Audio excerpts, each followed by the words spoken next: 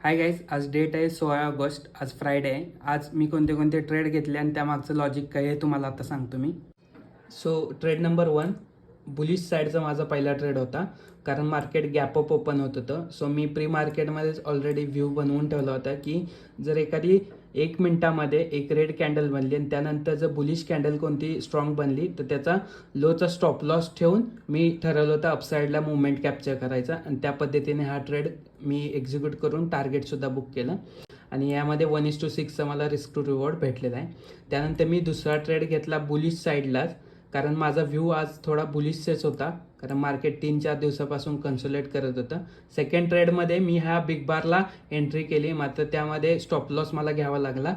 आणि थर्ड ट्रेडमध्ये ही जी लाईन आहे, ही लाईन आधी रेजिस्टन्सचं काम करत होतं. प्राईस तिथे येऊन रिजेक्ट होत होती आणि आज गॅप अप ओपन झाल्यामुळं प्राईस ही खाली आले आणि सो इथे एक सपोर्ट ॲक्ट होणार होता. सो मी इथे या बुलिश कॅन्डलच्या लोच्या खाली स्टॉप लॉस ठेवून इथे एक एंट्री घेतली आणि 1:1चा इथे रिस्क टू रिवॉर्ड झाला.